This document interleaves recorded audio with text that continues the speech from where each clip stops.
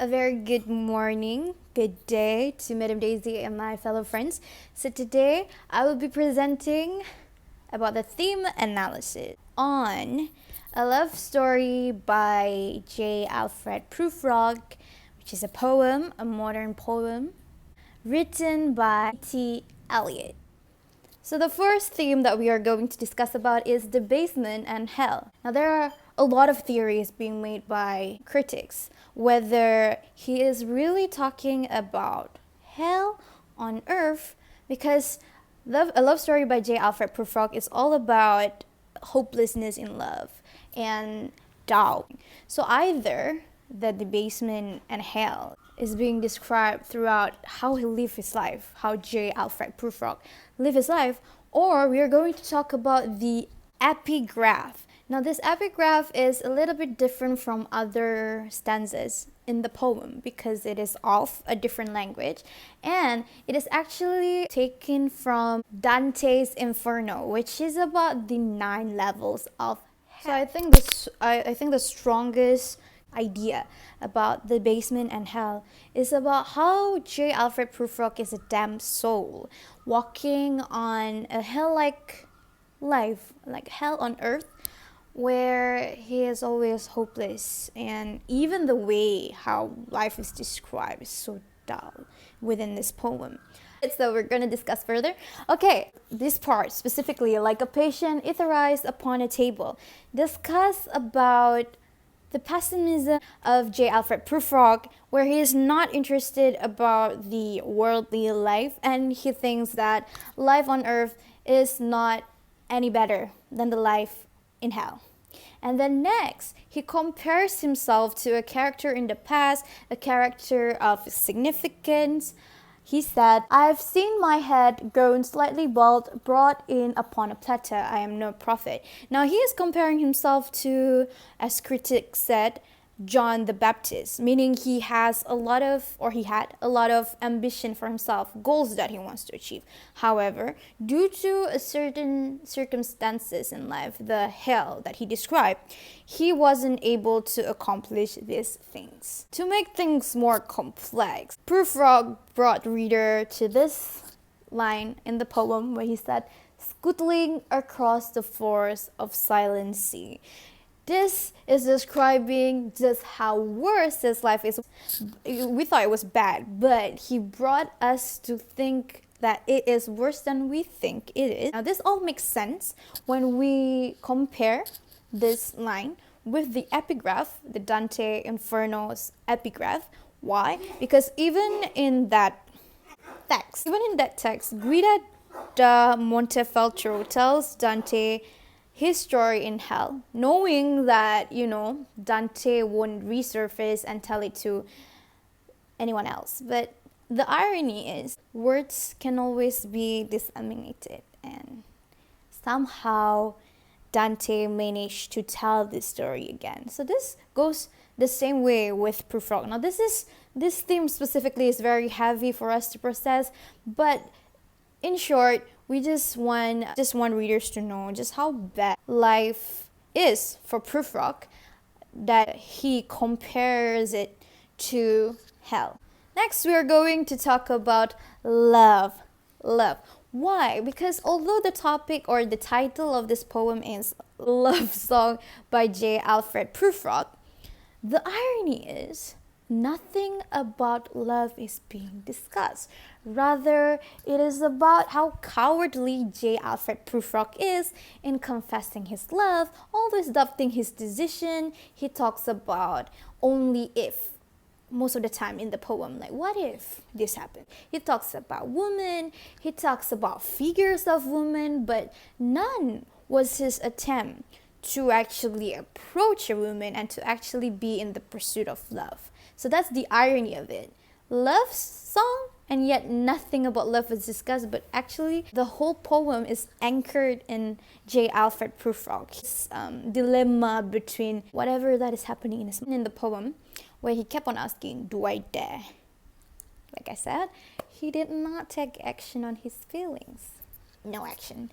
And lastly, it makes readers wonder, does he really try to talk about love? Or was it just lust or strong attraction, because it is discussed in detail about mermaid figures, about women, how they're like and all, but nothing about what it feels to be loved. For some other poems that really centers in love, they will describe how they feel inside and all, but for this poem specifically, it discusses nothing about that. Okay, like I said just now, it's more about loneliness rather than love. Readers may think that J. Alfred PRUFROCK is lonely sexually, existentially, and romantically.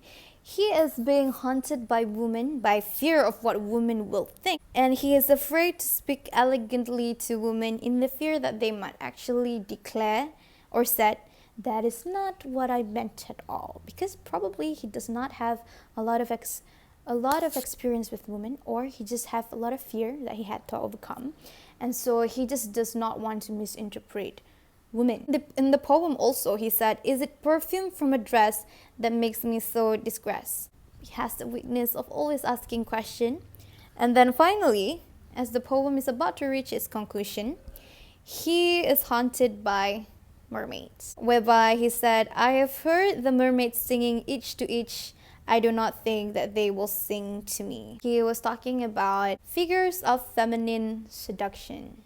So that is why readers question, wait, are you really lonely because you do not have love? Or was it just because you're lonely sexually, existentially, and romantically? Okay, so like I said just now, in this poem, J. Alfred PRUFROCK kept on wondering, questioning about the past, about the future. In short, his poem is full of what if. We know as a reader that he does not know what to do himself, more than he does not know what to do with his feelings. Here's the fun part.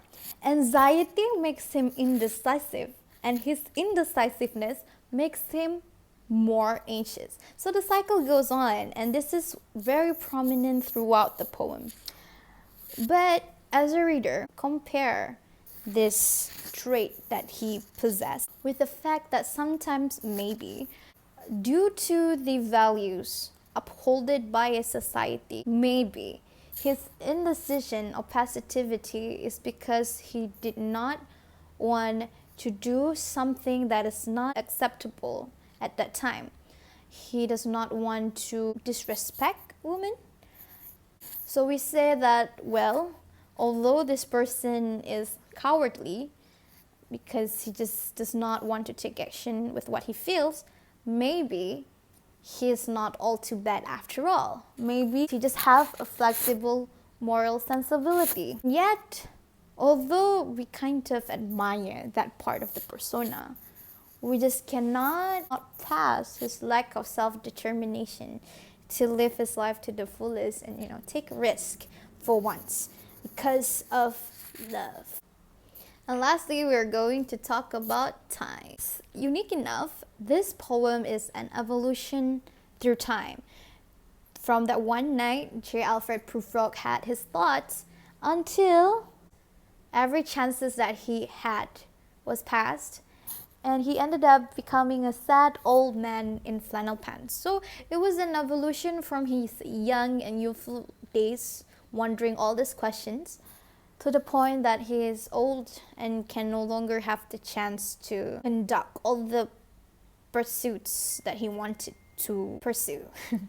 So it was a ricochet back and forth between past and the future, and the thing is, this poem never settled in present. So it's more about comparison of the past and the future to what happened in the present. Say for example, one moment PRUFROCK is talking about all the things he's going to do before having his tea, but when he is done having his tea, he just doesn't have the energy to do anything. So like I said, funny enough, it's all about the pursuit of one man wanting to be loved, but it was just questions and wonders instead of actually taking the courage to take action of his feelings. So that was the 5 themes of a love song by J. Alfred PRUFROCK. The first one is debasement and hell, and then we talk about love. But ironically, the persona did not talk about love specifically. Then we talk about loneliness, we talk about indecision, and lastly we talk about time, how time evolves in the poem. Funny enough, like I said, as a reader, the first time I discovered this poem, I thought it was going to be a trail of romanticism, modern poem that talks about what it's like to be in love. But rather, this is more about what it's like to not be in love and yet wonder what it's like to be in love.